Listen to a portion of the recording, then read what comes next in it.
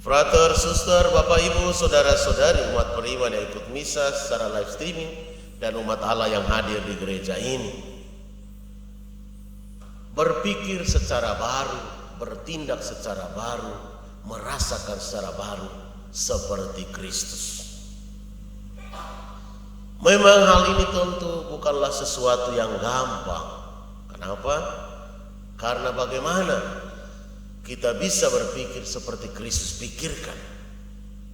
Bagaimana kita bisa merasakan seperti yang Kristus rasakan? Bagaimana kita bisa bertindak sebagaimana Kristus bertindak?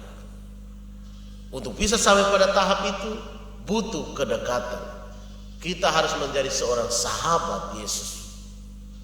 Menjadi sahabat berarti senantiasa berada bersama dengan sahabat kita kapan dan dimanapun.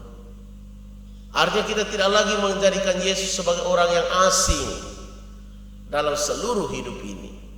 Yesus menjadi seorang yang sangat dekat dengan kita, dan kita menjadi seorang yang sangat dekat dengan Yesus.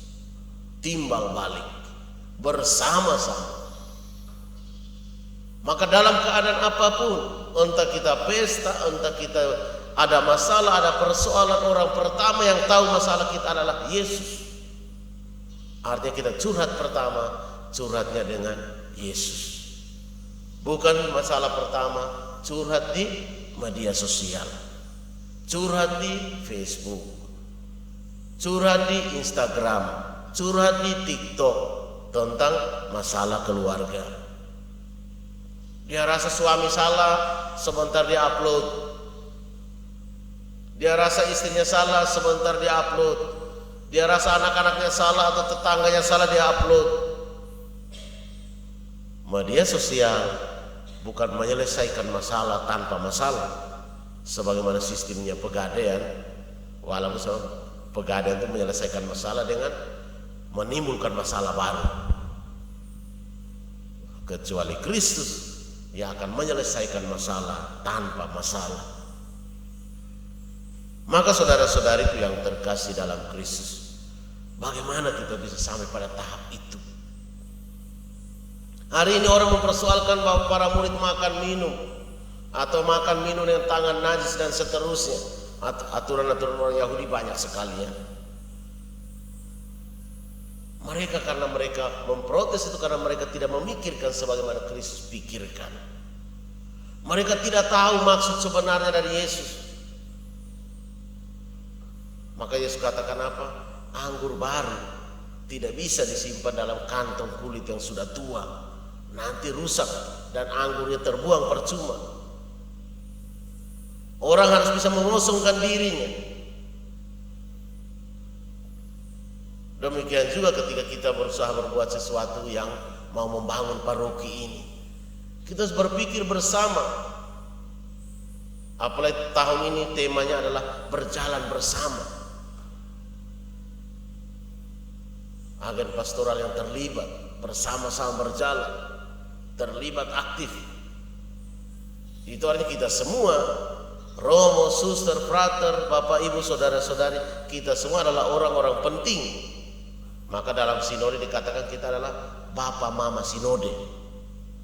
Jadi kita ngomong, kita harus menjalankan Bapak Mama Sinode. Jadi walaupun mereka OMK, mereka dikatakan tetap Bapak Mama Sinode.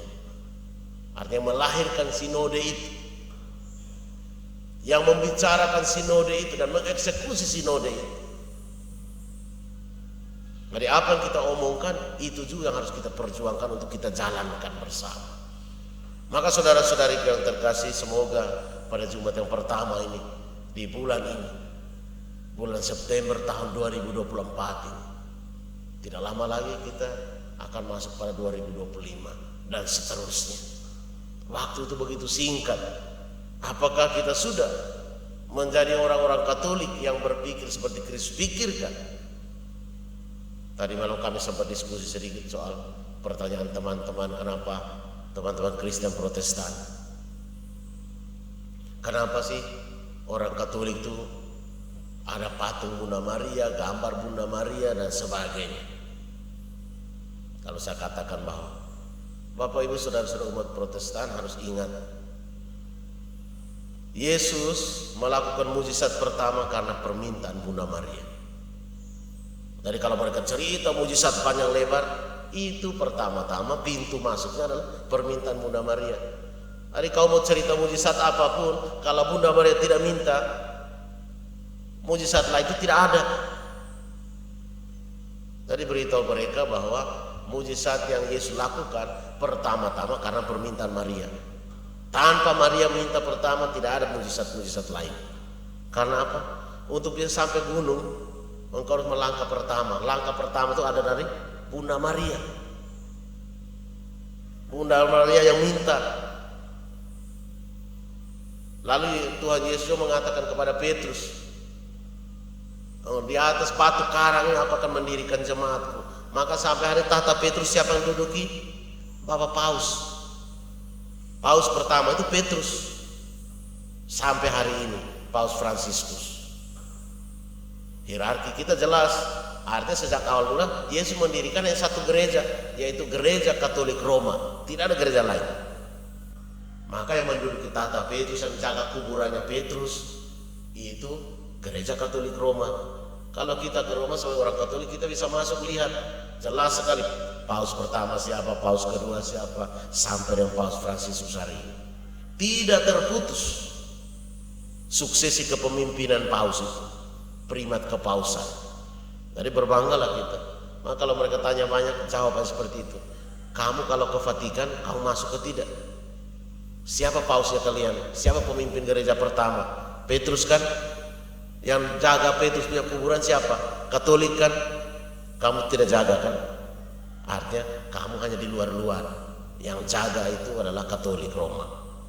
Semoga Tuhan memberkati kita. Amin.